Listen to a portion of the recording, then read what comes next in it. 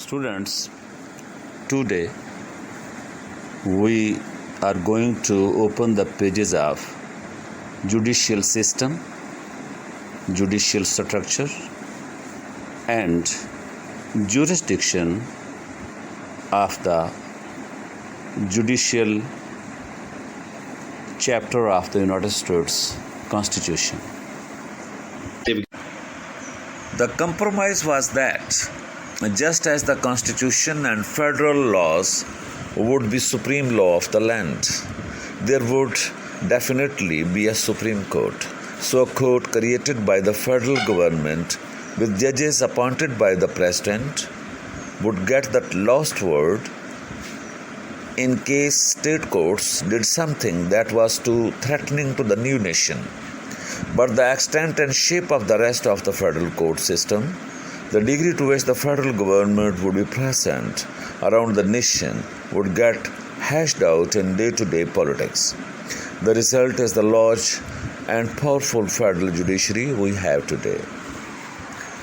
The second sentence of Article 3, Section 1 says, the judges, both of the Supreme and Inferior Court, shall hold their offices during good behavior, and shall at stated times receive for their services a compensation which shall not be diminished during their continuance in office. It is pretty clear what's going on here. This provision is designed to make sure that the judges are independent. They can decide cases according to what they think the law requires, without worrying about whether some powerful person or even a majority of the people will object. As Alexander Hamilton put it in the Federalist number 78, judicial independence is the best expedient which can be devised in any government to secure a steady, upright, and impartial administration of the laws. The language about holding offices during good behavior has been interpreted to mean that the only way federal judges can be removed from office is if the House of Representatives impeaches them and the Senate convicts them of treason, bribery, or other high crimes and misdemeanors. Only 15 judges have ever been impeached, that is formally accused by the House of Representatives, and only 8 have been convicted and removed from office. For practical purposes, any judge who does not commit a crime or do something equally bad has lifetime tenure and will stay in office until he or she dies or voluntarily steps down. And as the provision says, Congress and the President cannot retaliate against judges by cutting their salaries. Most state court judges, unlike federal judges, are elected, not appointed, and some have to be re-elected, are approved by the voters every few years. Those systems of elected judges are often criticized just because, unlike the federal system, judges might think they have to do politically popular things or build up political connections in order to keep their jobs, even if that means ruling in a way that does not follow the law. Very few people think that federal judges should be elected. There are, though, some critics of lifetime tenure. Those critics say that lifetime tenure cases judges to stay in their positions longer than they should, after they have become too old to do their job well, either just because of age or because they are out of touch with modern times. Maybe these critics say judges should be appointed for a fixed term of years, say 14 or 18 years, with no chance of being reappointed. They still could not be fired, and since they would have to leave at the end of their term, they would have no reason to shape their rulings in a way that fizzes and pleases powerful figures or popular opinion. But a change like this would almost certainly require a constitutional amendment and the change of its happening is extremely small. Although the guarantee that judges will have lifetime tenure seems simple, it actually raises a difficult question in our system. In the federal government, there are many officials who do judge-like things. Think of military courts, marshal, for example, but who do not have the lifetime tenure that Article 3 seems to require for federal judges. Many of these officials are members of or work for administrative agencies, what is sometimes called the federal bureaucracy. Officials like this will rule on whether, for example, a company has used advertisements that deceive consumers or a business has wrongly tried to prevent its workers from joining a union, or the government has not paid a person the disability benefits he or she is entitled to. Thousands of decisions of this kind are made every year by federal officials who are not considered judges for purposes of Article 3 and therefore do not have lifetime tenure, but who are doing the kinds of things judges usually do, settle disputes between people. These administrative officials usually serve only for a few years, after which the president can replace them. There are safeguards to prevent officials of this kind from being openly biased or unfair, but because they are appointed so frequently, they are often thought to be more responsive to day-to-day politics than judges are.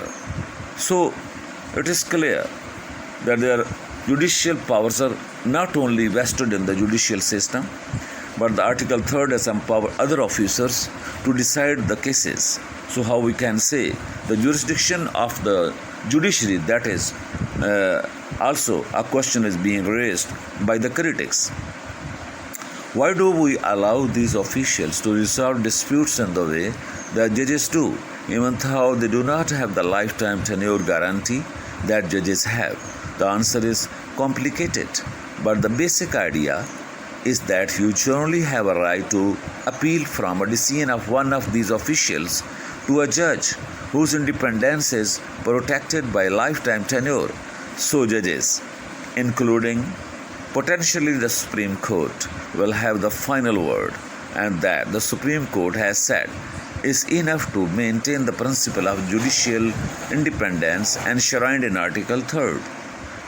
Students, आपने देख लिया कि वो officers जिनको article 3 के तहत judicial powers दी गई हैं जजेस के अलावा हैं, और उनके किए फैसलों के ऊपर भी अपीलों का इख्तियार जजेस के पास है. फाइनल जो केस का डिसीजन अपीलेट सिचुएशन में करना है, तो वो पावर जो है वो जुडिशियल फेडरल कोर्ट के ऐसे जजेस के पास है जो कि ताहियात जज रह सकते हैं अपने गुड बिहेवियर की वजह से. जहाँ तक सेक्शन 2 इस चीज़ को एक्सटेंड करता है और केसेस के हवाले से जुडिशियल पावर्स को डिफाइन करता है, वो सेक्शन 3 आर्टिकल 3 के अलावा है. The judicial power shall extend to all cases in law and equality arising under the Constitution, the laws of the United States and treaties made or which shall be made under their authority. ये हम पढ़ रहे हैं jurisdiction को कि किस तरह का दायरा समाज जो है वो फेडरल जुडिशरी के पास मौजूद है. To all cases affecting ambassadors, other public ministers and consuls. To all cases of admiralty and maritime jurisdiction. To controversies to which the United States shall be a party. To controversies between two or more states. Between a state and citizens of another state. Between citizens of different states. Between citizens of the same state claiming lands under grants of different states. And between a state or the citizens thereof and foreign states. Citizens are subjects. In all cases affecting ambassadors, other public ministers and consuls, and those in which a state shall be party, the Supreme Court shall have original jurisdiction in all the other cases before mentioned. The Supreme Court shall have appellate jurisdiction both as to law and fact, with such exceptions and under such regulations as the Congress shall make. The trial of all crimes except in cases of impeachment shall be by jury, and trial shall be held in the state where the said crimes shall have been committed. But when not committed within any state, the trial shall be at such place or places as the Congress may by law have directed. Kevin C Walsh जो कि professor हैं law के और वो university of Richmond school of law में पढ़ाते हैं, और दूसरे जो क्रिटिक हैं जूडिथ रेसनिक, वो भी ये लॉ स्कूल के अंदर जो है वो प्रोफेसर ऑफ लॉ हैं। उन्होंने अपने कमेंट्स दिए हैं कि कॉन्स्टिट्यूशन जो है उसका आर्टिकल 3 जुडिशल ब्रांच को के हवाले से अपनी एक्सप्लेनेशन देता है, और उनका वो ये जो रिमाइंडर है वो ये है कि जितनी भी बहस की जाए वो ज़्यादातर स्ट्रक्चर के बारे में है कि फेडरल कोर्ट्स का स्ट्रक्चर क्या है, और स्टेट्स जो हैं उनकी अपनी इंडिपेंडेंट जो है रूल्स हैं, और उनकी अपनी जुडिशरी है, और उनकी अपनी स्टेट्स के अपनी कोर्ट्स हैं, और उनकी एक जुरिस्डिक्शन भी है, और उनका एक सिस्टम है जुडिशल सिलेक्शन का, और स्कोप है उनकी जुडिशल पावर का। Article 3's first focus, Section 1st, is on the existence of federal courts, and the Constitution specifies that the U.S. judicial system shall have one Supreme Court and then leaves to Congress the decision about when to do, ordain and establish the lower inferior courts. یہ سب کانگریس کے پاس اختیارات ہیں، کس طریقے سے judicial system کو اس نے structure کیا ہے یا کرنا ہے، یا اس کے اندر امینڈمنٹس لانی ہیں، اور سپریم کورٹ اور اس کی انفیریئر کورٹس کو کس انداز میں سسٹمیٹائز کرنا ہے۔ Congress did so right away by creating 13 district courts and a smaller number of circuit courts in the first judiciary. تو فرسٹ جوڈیشری ایکٹ ہے 1789 کا، اس کے اندر جو سرکٹ کورٹس کی تعداد ہے، جو چھوٹی عدالتیں ہیں اور جو ضلعی عدالتیں ہیں، اور جو ضلع عدالتیں ہیں وہ 13 ہیں، اور کانگریس جو ہے that has to increase and that can increase the number of lower courts many times when it desire. For example, in 1901, Congress had created lines for about 100 federal judges. By 2001, that number was up to 850. These federal judges obtain their office through provisions set forth in Article 2 devoted to the executive branch, which gives the President the power to nominate judges of the Supreme Court and lower courts, and the Senate the authority to advise and consent. Whether the Senate has an obligation to act on nominations in any particular way has been the subject of contemporary debate. Thus, the individuals who become judges gain their office by virtue of the decisions of elected officials. But once the judges are appointed, the Constitution insulates their independence.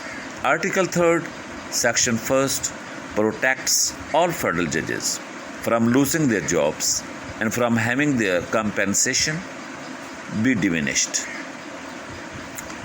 Thus we speak of such judges as life tenured, and some of them have sued and sometimes won when Congress has failed to provide them with cost of living increases or other salary benefits. Congress جو ہے وہ ان کی salaries, ان کے compensation اور ججز کی تعداد اور کورٹس کی تعداد کے اندر امینڈمنٹ اور کمی بیشی لا سکتی ہے.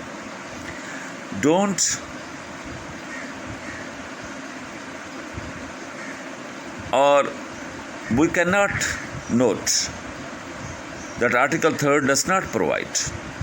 ہم اس بات کو دیکھ نہیں سکتے کہ آرٹیکل 3 کیا کیا چیزیں پرووائڈ کرتا ہے، اس کے اندر کیا انیکٹمنٹ اور کس انداز میں اس کا فریم ورک ہے. But according to critic a guaranteed budget for the federal courts can do that. Yet, as noted, Congress not only has increased the number of federal judges over time, but also in the 1960s added more personnel to the federal courts by creating the Office of Magistrate, now called Magistrate Judge, and in the 1980s the Office of Bankruptcy Judge. These officials have dedicated courtrooms and do a great deal of judicial work.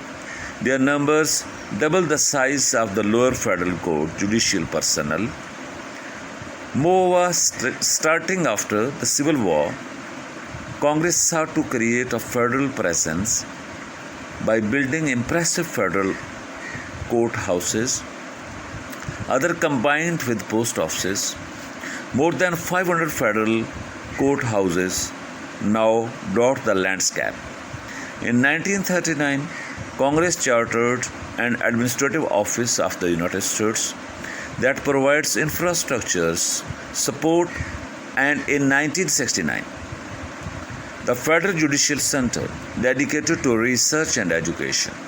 Thus, without constitutional guarantees of budget and with potentially malleable constitutional text, Congress has more often been a supporter of the federal courts than an antagonist. Congress نے ہمیشہ خود کو یہ ثابت کیا کہ کانگریس جو ہے اس نے فیڈرل کورٹس کے سسٹم کو سپورٹ کیا ہے اور اس کے اندر فلیکسیبل موو دیا ہے، اور ایک مخصوص قسم کی جو انٹاگونزم ہے، جو ایک اینیموسٹی ہے، اس کو کریٹ نہیں ہونے دیا ہے. Turn then to some language that has occasioned debate. Article 3, Section 2 creates a series of categories of cases or controversies to which the judicial power shall extend. Examples include all cases in law and equity arising under the Constitution, cases of admiralty and maritime jurisdiction, and controversies in which the parties come from different states. Diversity jurisdiction. Since the early days of the Supreme Court, justices have developed a body of law interpreting Article 3 and structural ideas of separation of power to define what the Constitution does not, which are the words case and controversy. The court's jurisprudence limits the federal courts, so they do not provide general advice to the other branches. Lawyers talk about this body of law as focused on whether a claim is justiciable. Cases debate what kinds of injuries constitute harms. In today's language, injury in fact, sufficiently linked to proposed defendants' actions to be appropriately redressed by courts. The Constitution also allocates authority between the Supreme Court and other courts, as Article 3 describes the Supreme Court as having original jurisdiction over certain kinds of cases, which means that cases can originate at the Supreme Court and appellate jurisdiction over others. A huge puzzle is how to read the part of Section 2, providing that the Supreme Court shall have appellate jurisdiction both as to law and fact, with such exceptions and under such regulations as the Congress shall make. This exceptions and regulations clause has given rise to disputes over the extent of congressional control over the Supreme Court's appellate jurisdiction. Does it authorize Congress to eliminate the possibility of appellate review in the Supreme Court for entire categories of cases, such as about school busying, abortion, same-sex marriage, religion, and what authority might Congress have to craft analogous limitations on the jurisdiction of federal trial courts? One critic's account make us thinks. Article 3rd as guaranteeing federal judicial authority, while another interpretation understands Article 3rd to permit a great deal of congressional control over jurisdiction. Many scholars believe that the Constitution provides the most protection for the Supreme Court's original jurisdiction, which seems odd from our current perspective, given how small this aspect of the Court's work has turned out to be. Other limits on congressional incursions on some views come from external sources, that is, other parts of the Constitution, such as the Fifth Amendment's protection of due process before deprivations of life, liberty, or property can occur, and the 14th Amendment's guarantee of equal protection of the laws. In addition, Article 3rd also protects jury decision making by requiring jury trial in federal criminal prosecutions, with a trial to take place in the state where the crimes were committed. Moreover, in a less read part of Article 3rd, Section 3rd, the Constitution defines treason and insists that all convictions for treason not occur absent testimony from two witnesses or a confession in open court, unlike several Constitution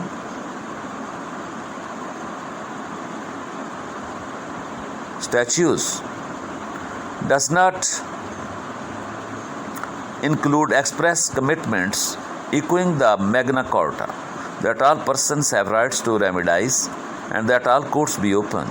Yet case law and interpretation read Article 3rd as protecting values of openness and judicial independence, and some read the petitioning clause of the First Amendment along with the due process clauses as protecting access to the federal courts.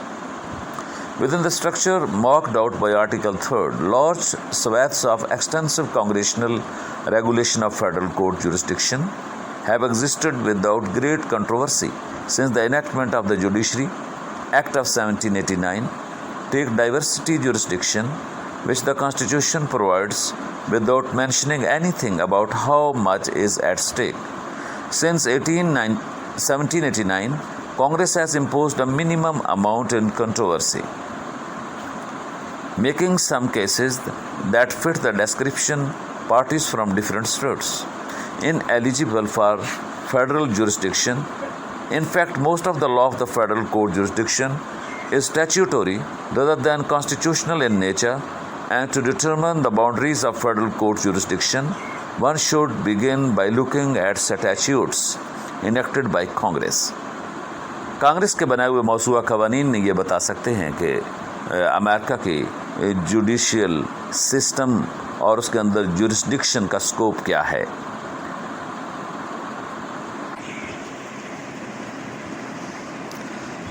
अगर हम इसको generally देखते हैं तो Congress determines the jurisdiction of the federal courts in some cases, however, such as in the example of a dispute between two or more U.S. states.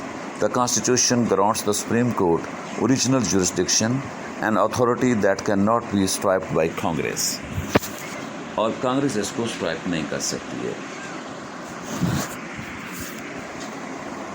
The courts only try actual cases and controversies. A party must show that it has been harmed in order to bring suit in court. This means that the courts do not issue advisory opinions on the constitutionality of laws or the legality of actions if the ruling would have no practical effect. Cases brought before the judiciary typically proceed from district court to appellate court and may even at the Supreme Court, although the Supreme Court hears comparatively few cases each year.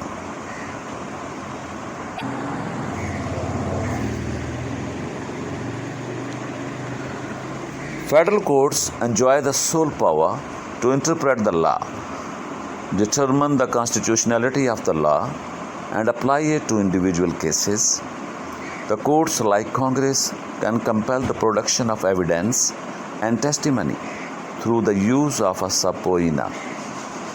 ایک system ہے notices دینے کا اور court کے سمننگ کا، اس کے تحت ہی عدالتیں جو ہیں وہ کانگریس کی طرح وہ مختلف جو شہادتیں ہیں اور جو ٹیسٹیمنی ہیں اس کو کلیکٹ کرتی ہیں اور اسے یوز کرتی ہیں. The inferior courts are constrained by the decisions of the Supreme Court. Once the Supreme Court interprets a law, inferior courts must apply the Supreme Court's interpretation to the facts of a particular case. ماتحت عدالتوں کو supreme court کے فیصلوں کو ایسے ہی لینا ہوتا ہے جیسے کانگریس کے بنائے ہوئے قوانین. یہ سپریم کورٹ کے پاس اختیار ہے کہ وہ کسی بھی کانگریس کے بنائے ہوئے قانون کو کانسٹیٹیوشنلٹی کے اندر اور جو فریم ورک ہے کانسٹیٹیوشن کا اس کے اندر اس کو ایکسپلین کرے، اس کو ڈیفائن کرے اور اس کا سکوپ جو ہے اس کے اوپر اپنی رولنگ دے. The Supreme Court of the United States is the highest court in the land and the only part of the federal judiciary specifically required by the Constitution. The Constitution does not stipulate the number of Supreme Court justices. The number is set instead by Congress. آپ خوب جانتے ہیں اور اس کے اوپر پہلے بات ہو چکی ہے کہ ججز کی جو تعداد ہے اس کو گھٹایا بڑھایا جا سکتا ہے. 1869 عیسوی میں جسٹسز جو تھے ان کی تعداد 9 تھی اور اس کے علاوہ جو تھا اس میں ان 9 میں چیف جسٹس بھی شامل تھا. اور جسٹسز کی جو نومینیشن ہے وہ ایگزیکٹو کا کام ہے اور executive head president of the United States of America ہے اور سینٹ ان اپائنٹمنٹس کو کنفرم کرتی ہے، ان کی اپروول دیتی ہے. And hold their offices under the life tenure, اور ججز تاحیات جو ہیں وہ تعینات ہو جاتے ہیں. Since justices do not have to run or campaign for reelection, they are thought to be insulated from political pressure when deciding cases. Justices may remain in office until they resign, pass away, or are impeached and convicted by Congress. 4 ہی چیزیں ہیں جو justices کو ان کو عہدوں سے علیحدہ کر سکتی ہیں. یا تو وہ خود اپنا استعفیٰ ٹینڈر کر دیں، یا وہ فوت ہو جائیں، یا ان کا مواخذہ کسی بھی ایسے بیہیویئر کی وجہ سے، ان کی یا کسی کرائم کی وجہ سے جو ان سے کمٹ ہوا، ان کی امپیچمنٹ کی صورت میں ان کو علیحدہ کیا جا سکتا ہے اور اس طریقے سے کانگریس جو ہے ان کو کنوکٹ کر سکتی ہے اور اپنے عہدے سے وہ علیحدہ ہو سکتے ہیں. The court's case load is almost entirely appellate in nature.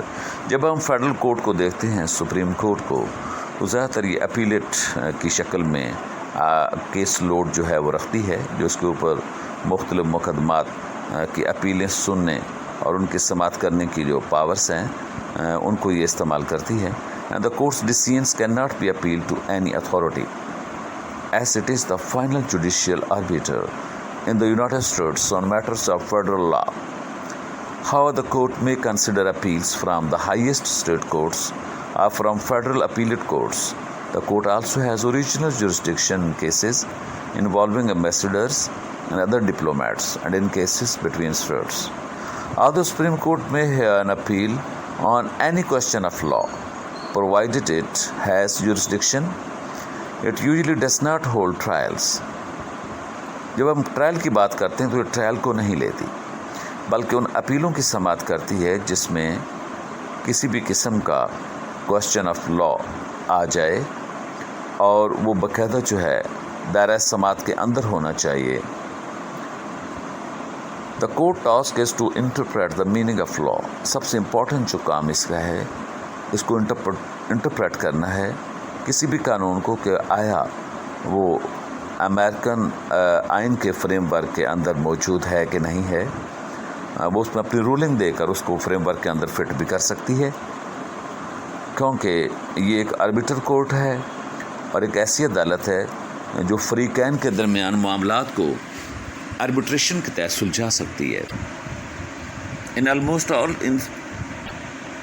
instances, the Supreme Court does not hear appeals as a matter of right.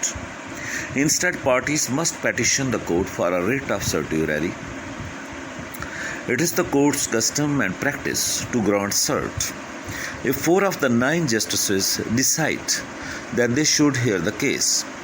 Of the approximately 7,500 requests for certiorari filed each year. तो certiorari के हवाले से जो सबसे पहले इसका जायज़ा लिया जाता है कि कौन से मुकदमात जो हैं उनकी समाअत हो सकती है, तो उसके लिए सर्ट जारी किए जाते हैं और सुप्रीम कोर्ट सर्ट जारी करती है। और ये टाइपिकली केसेस होते हैं that court considers sufficiently important to require their review. A common example is the occasion when 2 or more of the federal courts of appeals have ruled differently on the same question of federal law. 2 अदालतों के दरमियान एक ही तरह के मामले के ऊपर मुख्तलिफ फ़ैसलों की सूरत में अपीलें सुनने और उनकी समाअत का इख्तियार जो है फ़ेडरल कोर्ट्स के पास मौजूद है और फ़ेडरल कोर्ट इस बात का फ़ैसला करती है और सफिशेंटली इम्पॉर्टेंट समझती है इस बात को कि टाइपिकली उन केसेस को लिया जाए जो कि क्वेश्चन ऑफ लॉ के मुतालिब हैं और फेडरल लॉ से मुतालिक है।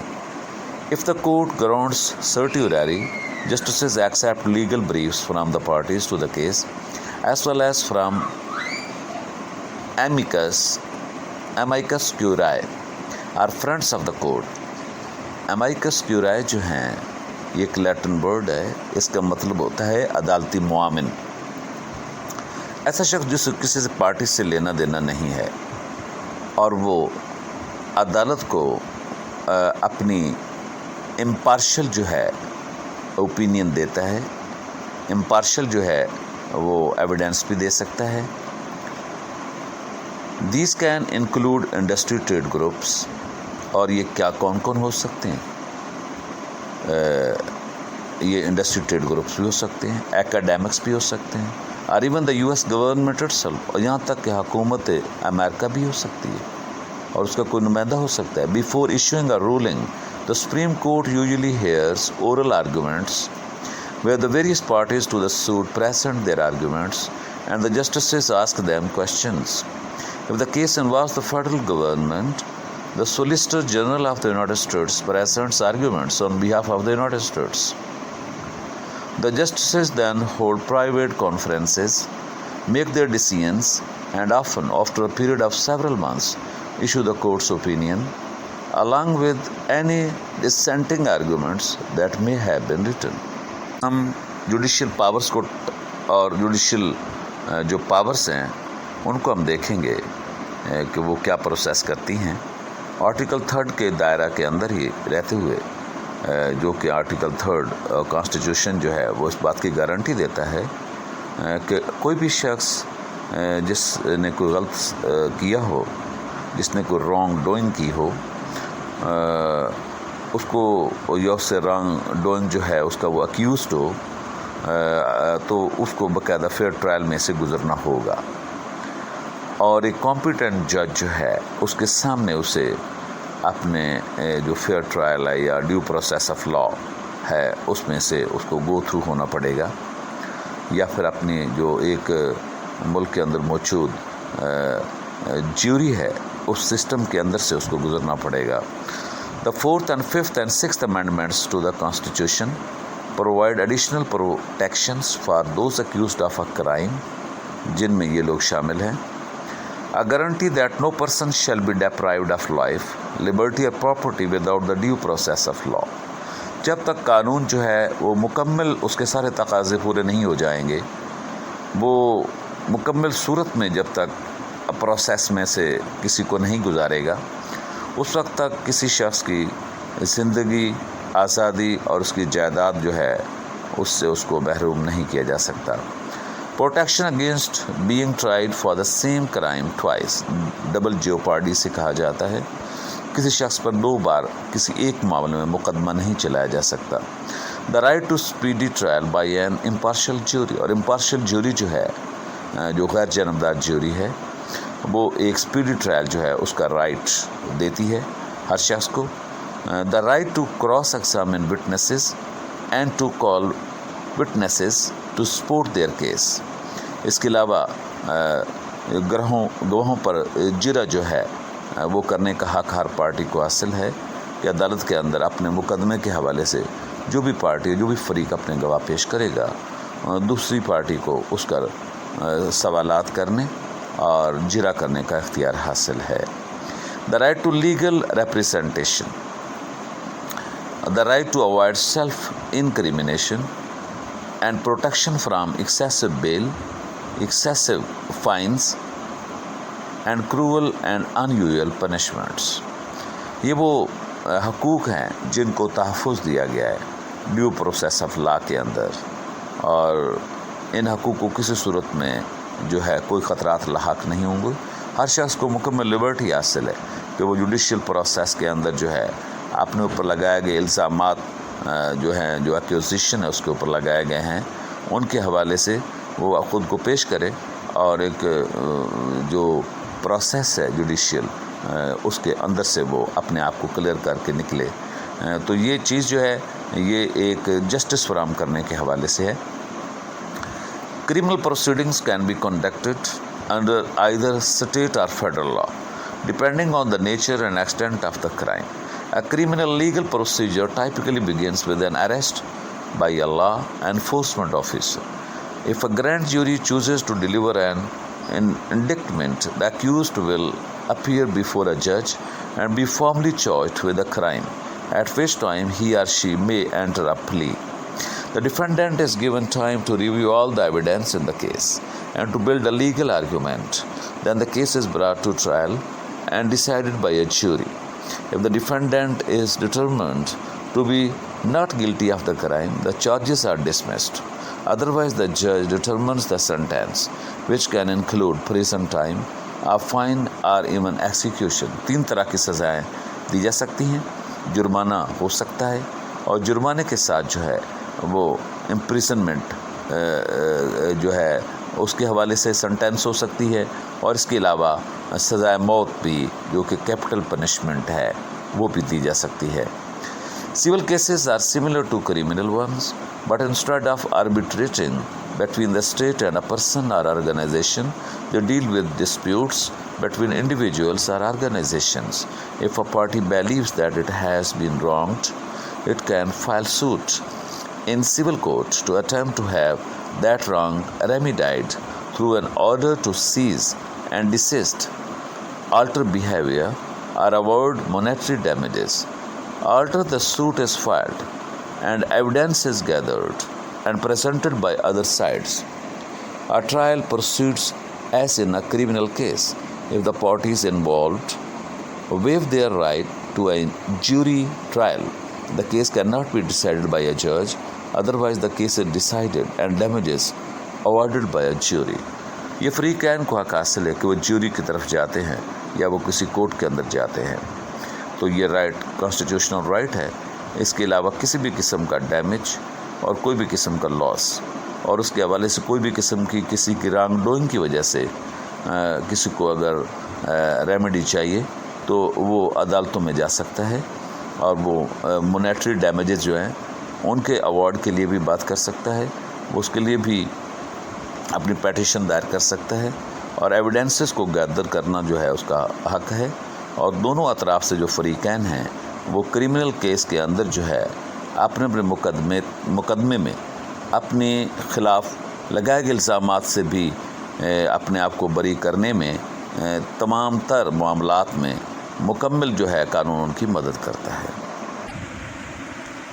جہاں تک کورٹس کے فیڈرل سٹرکچر جو ہے اس کی بات ہے اور اس کے اندر موجود مختلف کورٹس کی جو لیئرز ہیں ان میں جو ایک سکیچ ہے وہ ہمیں یہ بتاتا ہے کہ یو ایس سپریم کورٹ جو ہے وہ اپیکس کورٹ ہے، اور اس کے نیچے جو ہے U S courts of appeal کی عدالتیں ہیں، اور یو ایس ڈسٹرکٹ کورٹس ہیں، اور ویریس جو ہے وہ کورٹس ہیں جو کہ اسٹیٹ کورٹس کہلاتی ہیں، اور لوکل کورٹس ہیں مختلف ایریاز کے اندر۔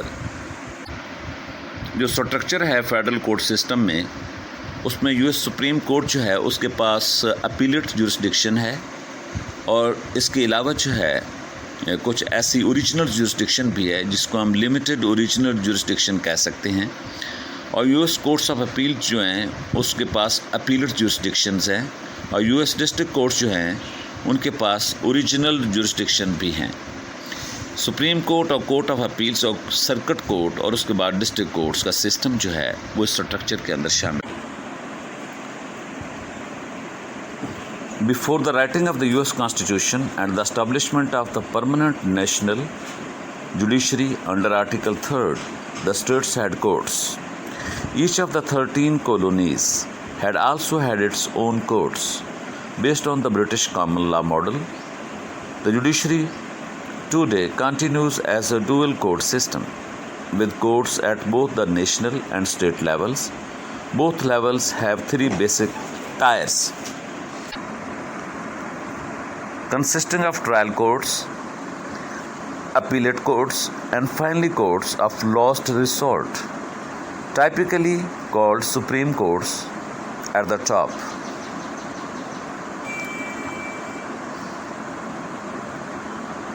US سپریم کورٹ آگے اس کی اپنا لیگز ہیں. ایک میں US کورٹس آف اپیلس آتی ہیں اور اس کے ماتحت جو ہیں US ڈسٹرکٹ کورٹس ہیں, اور دوسری جانب اسٹیٹ کی سپریم کورٹس ہیں جو US سپریم کورٹ کے ماتحت ہیں. اور اس کے علاوہ ان سپریم کورٹ کے خلاف اپیلوں کی سماعت جو ہے اس کا حق بھی سپریم کورٹ کے پاس موجود ہے. اور اسٹیٹ کے سپریم کورٹس کے نیچے جو ہیں وہ انٹرمیڈیٹ اپیلیٹ کورٹس آتی ہیں, اور ان انٹرمیڈیٹ اپیلیٹ کورٹس کے نیچے جو ہے وہ اسٹیٹ ٹرائل کورٹس آتی ہیں. اور یہ فیچرز ہے ڈوئل کورٹ سسٹم کا, comprising of federal court system and the courts in each of the 50 states. On both the federal and state sides, the US Supreme Court is at the top and is the final court of appeal.